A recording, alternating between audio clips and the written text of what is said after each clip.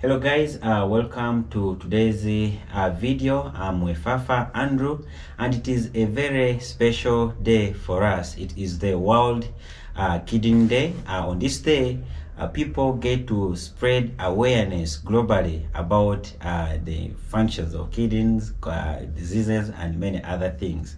And I'm privileged to host someone who has knowledge about the kidneys. So he's a YouTuber and he's my friend. He's also a Ugandan, and we are going to hear more information from him. You're most welcome, sir. Thank you so much, Mr. Wefafa, for having me on your channel for the first time. Hey everyone who's watching, my name is Gerald Atkwase.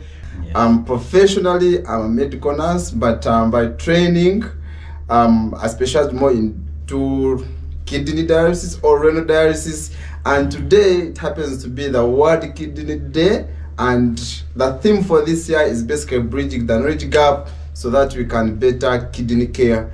But we decided to celebrate this with Eastern Ugandan people because the prevalence of this disease, by the last research, actually shows that the prevalence is high in Eastern Uganda, and that's why I'm happy to feature on his channel. Yeah, you're most welcome, Mr. Giros. I'm so excited about the theme because the aim of this channel is to share knowledge to save lives. And the theme for this year, you say that sharing knowledge to bridge, like bridging the knowledge gap. So that is so important. Now, maybe before we can go far, can you just give us some information about the importance of the kidneys? So even before we go to the importance of the kidneys, first of all, like I said, it's World Kidney Day, and the entire fraternity, we have a foundation in Uganda. It's called the Uganda Kidney Foundation, and we always take these celebrations to different parts of the country so that people can have this information available to them. We do a lot of community outreaches and screening. Yesterday we screened all the people in Eastern Uganda, and it was a great experience.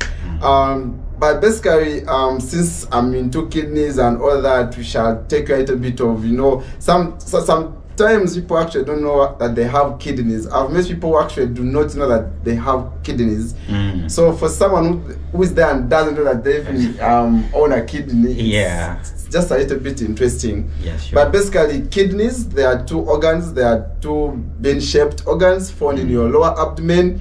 And basically, the importance of the kidneys, there are many, but I'm just going to break them really quick. If I don't break some of them you can just go and read about them. But the most important of them is basically excretion and filtration. So kidneys play an important role when it comes to excretion of toxins. Our body, as we eat and we do certain things, body processes, metabolism, a lot of toxins are produced, and all these are excreted by the kidneys. Kidneys are also important in water homeostasis. Kidneys are responsible for making sure that when you drink, I have 20 liters of water, your kidneys know how it's going to handle 20 liters of water, and make sure that it keeps your body fluids in check. Yeah, so should I say that the homeostasis is like keeping it in balance? Exactly. So the kidney tries to keep your water in balance. But just minus the water, kidneys also help in balancing the electrolytes. It's important in the electrolyte balancing. Electrolytes, we're talking about potassium, we're talking about phosphorus, we're talking about sodium, and all other electrolytes. So kidneys play an important role, not forgetting, of course, calcium.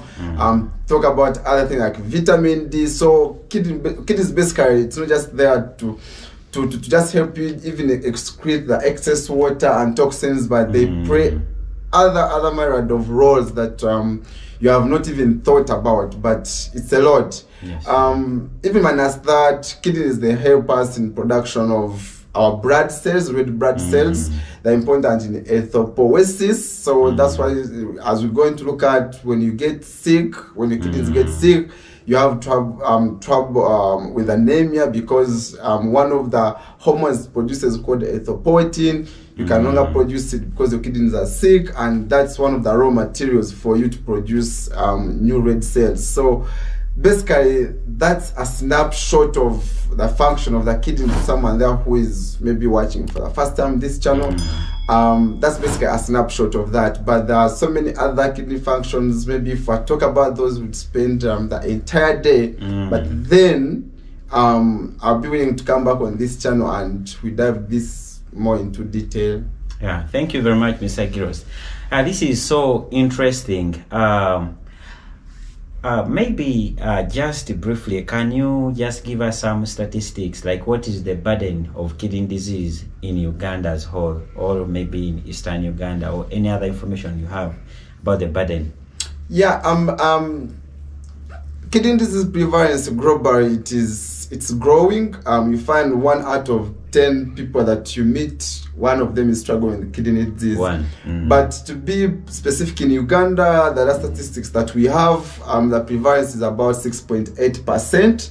But then the prevalence is very high in Eastern Uganda, which is about 21.6% compared to all other regions. So the prevalence is really high when it comes to Uganda. It's a global problem, but now it's also a problem here. Most people are suffering with kidney disease, and every time and then we have patients in the hospitals grappling with kidney disease, and it's posing a big challenge. So in Uganda, it's the 13th leading cause of death as we talk. Of course, we have the malaria, cancer, and all other things, but now kidney stand at 13 as in the 13th position when it comes to death. So as you can see, it's really a big problem when it comes to our community here, and that's why we are trying to create all this awareness so that people can know how to prevent this disease before it can actually affect them. Oh, sure. So actually, when you spread awareness, people will be empowered and they can easily know how to prevent it. Yeah, so Mr. Giros, what are some of the signs and symptoms for someone who is out there? Because I say some people even don't know that they have a kidney. So what are some of the signs and symptoms that you can see and know that that person has a kidney disease? So basically, this is the challenge with most people, and I don't know how to even say this, but this the problem is that kidneys, they tend to compensate themselves when they get sick. So you can suffer from a kidney disease for 5 years, 6 years without having any symptoms and signs. So by the time you come to the hospital, it's basically a presentation that your kidneys have been gradually failing. By the time you come to see a doctor or any health worker, the problem is already extensive. But these are some of few signs and symptoms that when you ever see them develop, you can just rush to the hospital and see a doctor or just ask for help. One, if you ever be there and you develop any swelling, especially your face, your body, your lower feet, you basically don't understand what is bringing the swelling. In medicine, something we call edema. Please go and have your kidneys checked, because like we said, the function of the kidney is supposed to maintain water homeostasis. So if you can realize that your body is holding on to so much water, it basically means that it's not excreting out the water. So you need to really go and have your kidneys checked. Number 2 is most people will feel fatigue. You're there, you're tired, you have not done anything, but then you're feeling so fatigued. You understand? So you don't know what's causing fatigue. So you want to go to the hospitals and have your kidneys checked. Then you wake up one day and then you have all these palpitations. One of the symptoms of kidney disease is they raise up when the kidneys fail, because kidneys participate in the regulation of blood pressure. Now it's going to go out of hand. So if you go to the hospital or if you go to a clinic and you have all these symptoms of high blood pressure, sometimes you don't know what is causing the what? The blood pressure. So you want to, if you feel you have palpitations, you have difficulty in breathing, dyspnea and all those symptoms, you want to see a doctor, and perhaps is going to guide you and have your kidneys checked. Most of the other symptoms, they come with when the disease has really progressed. Because we have stages of kidney disease, we have stage 1 up to stage 5. So depending on stage you are, then the symptoms. For example, like we said, kidneys are supposed to help you excrete toxins, excess water. So you see a reduction in urine output. So there's something we call oliguria. When it is so severe, people get anuric. So if you see any reduction in the amount of urine that you've been passing, please, you need to ask yourself why. If the kids are the ones supposed to excrete excess water through urine, which means there's something wrong. So just go and have your kidneys checked. So it's important. So actually, one of the symptoms that I always tell most people to look for in the community is the moment you spot reduced urine output. You don't know the cause. Please, you want to contact a health worker or go to the hospital and make sure that you have your kidneys checked. Okay. Yeah, so that's a snapshot of really the signs and symptoms, but basically depending on the presentation, if the stage of the kidney disease, when you have already complications, so the symptoms can be so many. But for someone out there, these are the initial symptoms that you're going to see and be like, I think I have a problem. Reduced urine output, then you're going to have fatigue, blood pressure, and all those. So make sure that you go and basically have your so according to what you've just told us, sometimes someone may not have any sign. So it is very important for someone who is watching out there to go and have regular checkups of your kidney. So how many times do you recommend someone to go for kidney checkups, maybe like in a year? Yes, like I said, kidneys tend to overcompensate. Your kidneys can even be sick for the last 6 years when you don't know. And by the time you see symptoms, they have really failed. So the only solution we have is don't wait to get sick. Always have routine checkups. And that's why we are giving all this knowledge. One, you want to have at least your kidneys checked after 6 months. To make sure that they are working well when you go to the doctor. Since these toxins are supposed to be excreted the kidneys, so some of the toxins, for example, we have urea, but then we also have creatinine, which is basically a product of creatine metabolism. So if we check all those, basically we call them renal function tests. So if we find they are deranged, then maybe if it's still so early, your kidney disease can be reversed. But if you wait and you get sick, it's really going to be a problem. So one, make sure that you go and have your kidneys checked, and that's the awareness, the knowledge we're trying to provide the communities. We still have barriers here and there, funding and financing, to make sure that we reach to every Ugandan, so that they can have this knowledge about this kidney disease. But we are trying our level best regardless. Thank you so much. Actually, I've never performed the renal function test. At your teaching has encouraged me to perform one. I believe by next week I should be in position to perform a renal function test. So you say that of course it doesn't show signs sometimes. What about someone who has signs and symptoms? Of course, I would like you even to help us talk about the treatment, but what is the first step? If I've seen that I have signs and symptoms, what should I do? And then how can I be helped in terms of treatment? The moment you see that you have signs and symptoms, first go to the hospital. First go and see a healthy care provider. That's step number one. Then this healthcare provider, they will take your history. They are going to ask you so many questions so that they can get the magnitude of your problem. So if the symptoms you're describing to them, they return to kidney disease, they want to confirm that. And the only way we confirm that is we need to do some lab tests. So we have to do renal function tests. That is your creatinine and your urea. And then we have to do your electrolytes, because kidneys are supposed to help balance your electrolytes. So if they are sick, chances are that your electrolytes are also out of hand. So we are going to check your potassium, your sodium, your calcium, your phosphorus, to make sure that everything is okay. And if we find all those deranged, and now we shall tend now to stage your disease. If you're in the initial stages of the disease, like stage 1, I might not be able to describe all the stages in this video, but if you're in stage 1, for example, our goal, we want to slow the progression of this disease. But then, like I said, it also depends on what is the cause of the kidney disease, because In some cases, we have acute kidney injury, and depending on the insult, if the insult can be removed, then the kidneys actually do recover.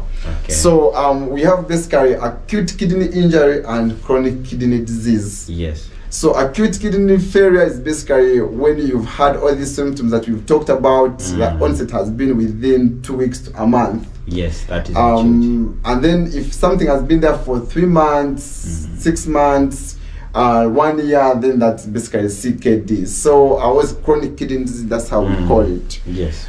So this healthcare provider or this doctor will turn out to stage your disease and then get to know the kind of treatment you want. If the offending agent is still around, then he's going to treat the offending the problem. For example, we've not talked about the causes of kidney disease, but one of them is basically hypertension. So if you're suffering from hypertension, your blood pressures are over the roof, chances are kidney failure will come as a complication of the hypertension. Oh, yes. So for me to reverse and control the progression of your kidney disease is I have to control your blood pressure. So I'm going to treat your hypertension. So your doctor will make sure that your high blood pressure is in check.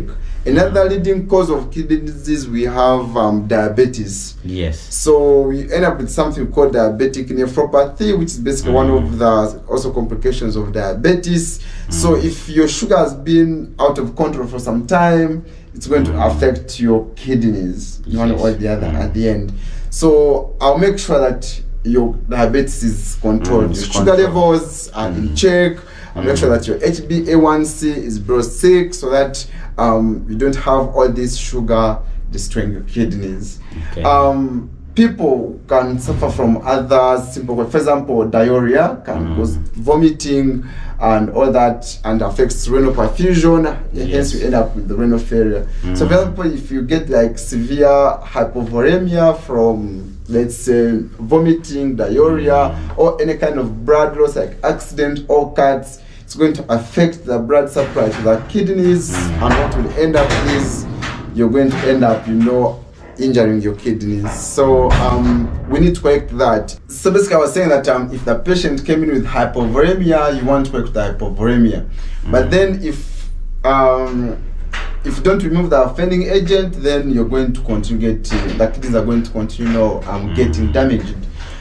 So there are basically causes of kidney disease. We have the polyrenal, the intrarenal, and the postrenal. Yes. So like we said, when you have a hypertension, that is polyrenal because it's a cardiac problem. Hypovolemia, for your information, also dehydration can cause kidney disease. So you don't have to have you don't have to be dehydrated for so long because it has an effect on renal perfusion, and the moment the blood supply to the kidneys is limited, you get to basically what we call renal ischemia, and your kidneys start getting damaged.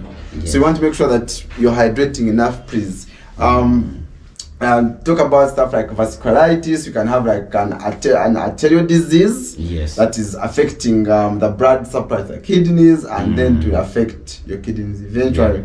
But then when it comes to intrarenal, the conditions that affect the kidneys itself directly, there's so many, starting from inflammatory diseases, talk about glomerulonephritis, nephrotic syndrome, IgA nephropathy, even HIV itself. There's something we call HIV associated nephropathy. It also affects the kidneys, interstitial nephritis. There are other genetic diseases that you out there watching you don't have control over, unfortunately, based on your genetics. IgA nephropathy. So there are basically so many glomerular diseases. There are just so many that we can't even fit them in this video. But then some of these diseases you don't have control over them. But then you want to make sure that you learn how to manage what you have control over. But then let's talk about maybe postrenal things that can cause kidney failure. And the postrenal, think about stuff like BPH, benign prostate hyperplasia. If you have like a blood cancer, anything that basically restricts blood supply to the kidney. Not blood supply, but basically anything after the kidneys. After the kidneys. So anything that blocks the kidneys from excreting the urine or anything, toxins and whatever. For example, you have problem with your urethra. Your urethra has a problem. You have maybe prostate cancer. You have maybe blood cancer. There are other conditions that can affect the ureters, obstructive uropathy. All those conditions basically they also cause kidney injuries. So those are after the urine has left the kidneys. The kidneys. Oh yes. So all those conditions they're going to affect the kidneys because you have reflux of urine and whatever. So you get something called hydronephrosis, and which eventually basically destroys your kidneys. Okay. So basically those are a snapshot of the causes of kidney disease if you're watching. Yes. And that's basically it. And the treatment, you target the causes. Thank you. And then maybe you treat some signs as well. Yes, so you want to target the cause. You want to target really the cause, and then the complications. Yes. There are some complications, you want to treat the complications, but then your goal should be to actually stop the complications or the complications from happening. But then when patients get kidney disease, so they go through a series of stages. Like I said, you start with from stage 1, stage 2, stage 3, stage 4, and stage 5. So when patients reach around stage 4 and stage 5, their quality of life reduces.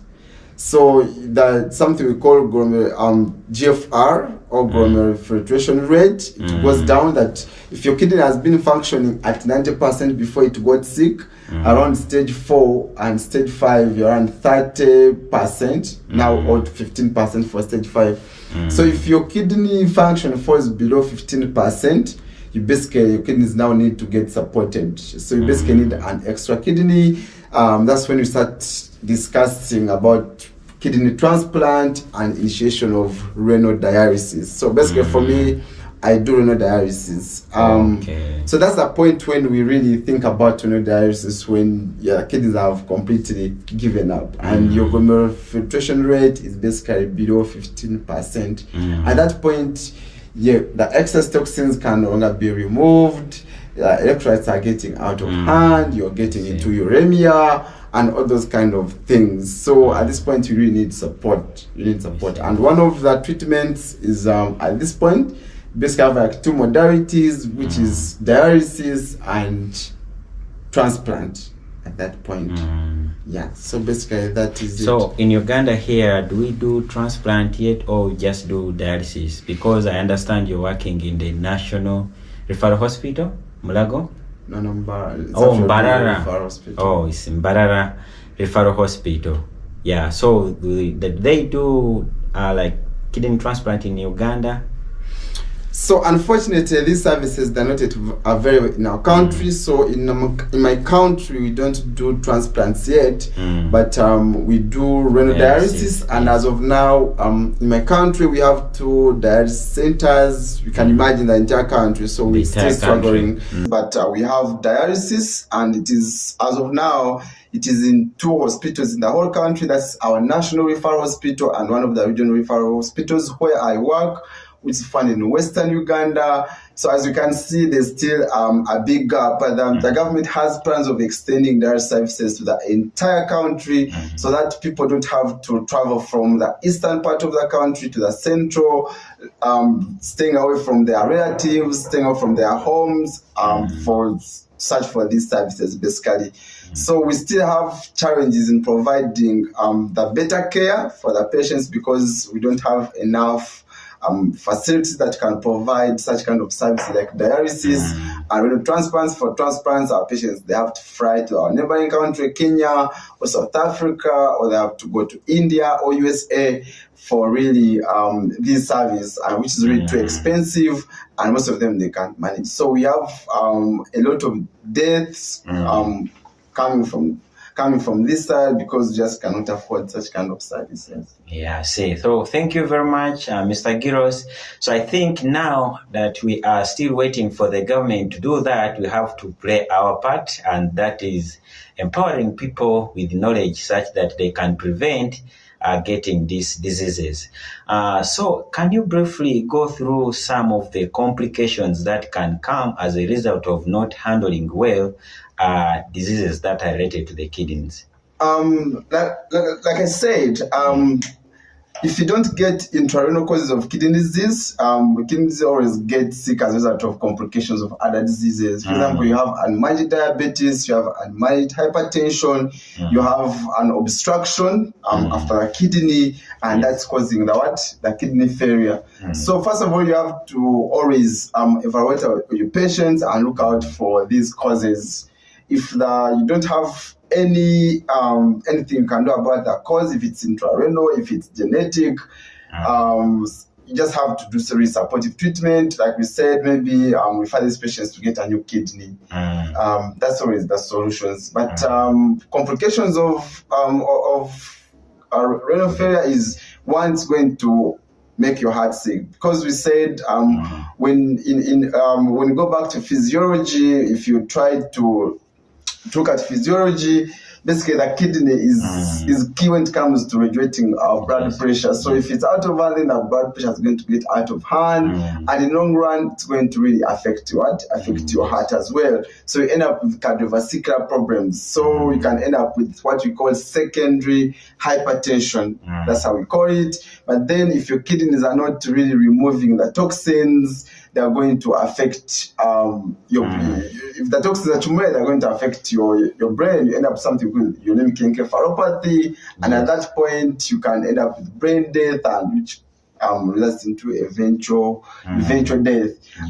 Because your kidneys are sick, you can no longer produce erythropoietin, which is basically a raw material, if you want to think about it that way, for the really synthesis of new red cells, or a process we call erythropoiesis, which means you end up with anemia. So anemia will affect your heart as well, and you end up with cardiovascular problems as well. But then also when you have a kidney problem, a kidney disease, kidney is also integral in the homeostasis of other electrolytes like calcium and phosphorus. Calcium is integral for our bones and phosphorus. So if you can't really if the kidneys are sick and they cannot regulate them, then you end up with something called bone mineral disease as well. You get fractures and all those kind of things. So there are many complications of kidney disease which we might not finish in this video, but those are basically a few of them. Yeah, so thank you very much. It has really been a good conversation, but maybe before we go, as you all know, this channel, we usually believe that food is medicine. So I wanted our expert to have something to say about the role of diet in the prevention and treatment of kidney diseases. So maybe would you share with us something to do with that on kidney diseases? Yes, so basically, like we said, if you want to prevent your kidneys from getting sick, basically food is medicine. And I always tell my viewers on my YouTube channel that eat your food as if it's your medicine today, so that you don't have to eat medicine as if it's your food in the future. Because of people who eat like a plate of medicines every single day. So if you want to prevent that, eat your medicine today eat your food as if it's your medicine today. So basically how diet comes in is one, diet is integral when it comes to cardiovascular health. If you're eating foods that affect your cardiovascular health, in the long run, you have your kidneys affected as well. For example, eating a lot of fatty foods, a lot of cholesterol-containing foods, we will end up giving you a risk of cardiovascular disease. So if you get high blood pressure or hypertension, one of the results will be, kidney disease. So that's one way how food comes in.